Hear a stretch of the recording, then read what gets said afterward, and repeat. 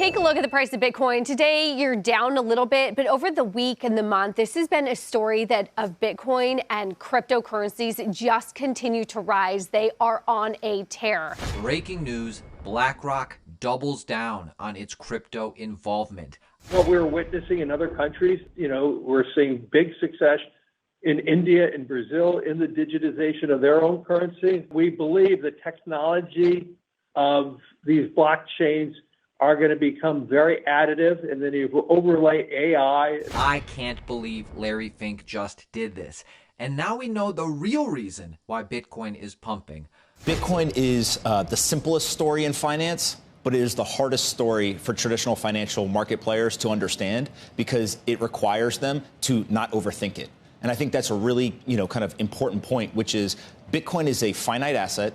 If they increase the money supply, if they drop interest rates, and people around the world realize that they need a store of value, they're going to buy Bitcoin. I'll be honest with you. Knowing what we know now, 80K Bitcoin in November doesn't seem crazy to me at all.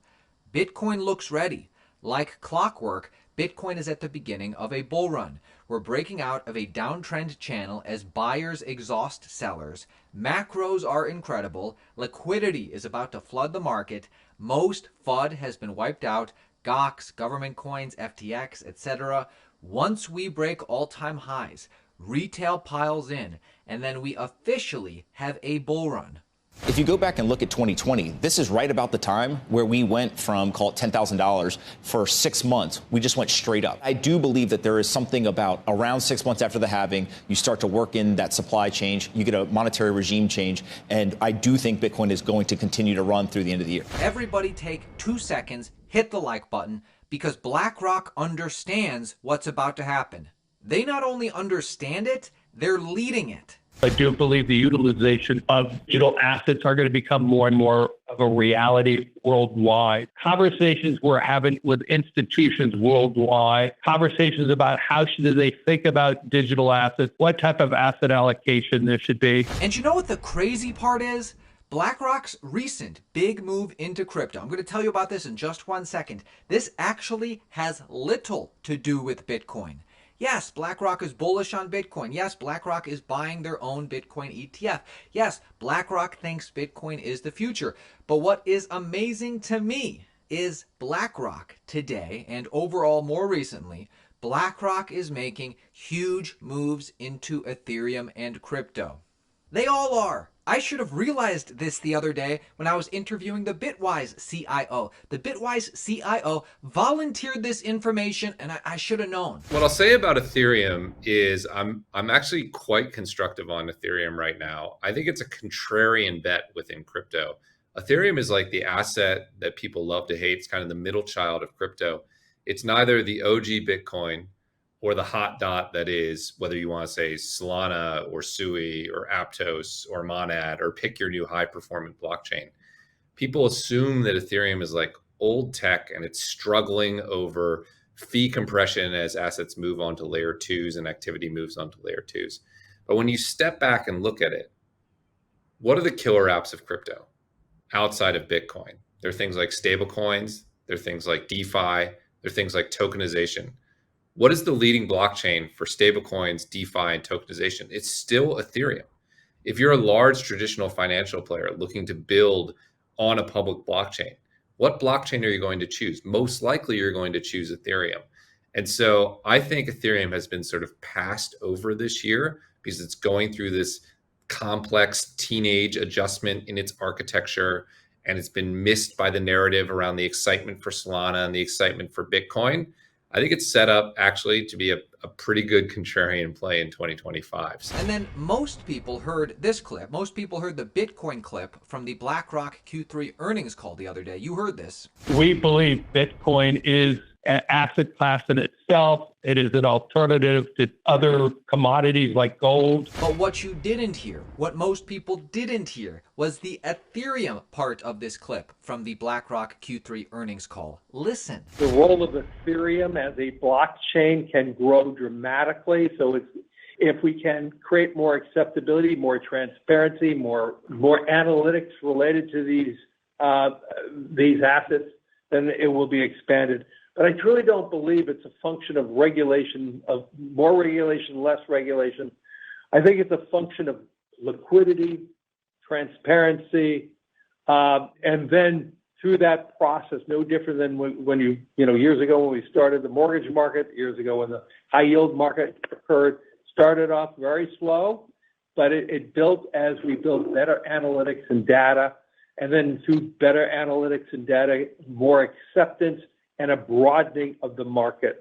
And I truly believe we will see a broadening of the market of these digital assets. It was right in front of our eyes from the beginning. Larry Fink was telling us this the whole time. I should have realized it. We believe it's so important to be anticipating the next move.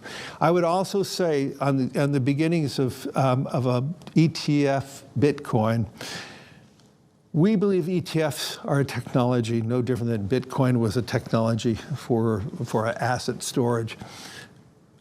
We believe the next step going forward will be the tokenization of financial assets. And that means every stock, every bond will have its own, basically, CUSIP. It'll be on one general ledger. Every investor, you and I, will have our own number, our own identification.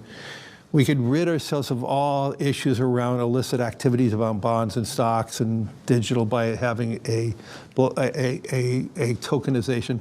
But the most importantly thing, we can customize strategies through tokenization that fits every individual. We would have instantaneous settlement. Think about all the costs of settling bonds and stocks.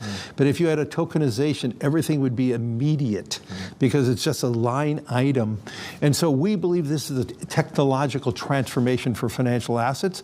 So that brings us here. You could tell Larry Fink hugely passionate about this. The breaking news today, BlackRock doubling down into their crypto foray. This directly has to do with not just Bitcoin, but specifically Ethereum and crypto. Breaking news, BlackRock in talks with global crypto exchanges to use BUIDL token as futures collateral. This is a big deal. You need to understand what this is to understand where this industry is going. Overview, BlackRock is actively engaging with global crypto exchanges, including Binance, OKX, Deribit, to use its BUIDL token as collateral for futures trading. This move represents a significant step in BlackRock's involvement in the crypto market. So with all that being said, the potential impacts of this: increased liquidity, market stability, institutional adoption, regulatory influence, cryptocurrency, Bitcoin, Ethereum, crypto are about to explode in 2025 and beyond in such a big way, and we're seeing the puzzle pieces being put in place right before our eyes. Another breaking story, the SEC approves the New York Stock Exchange options trading on spot Bitcoin ETFs. Huge!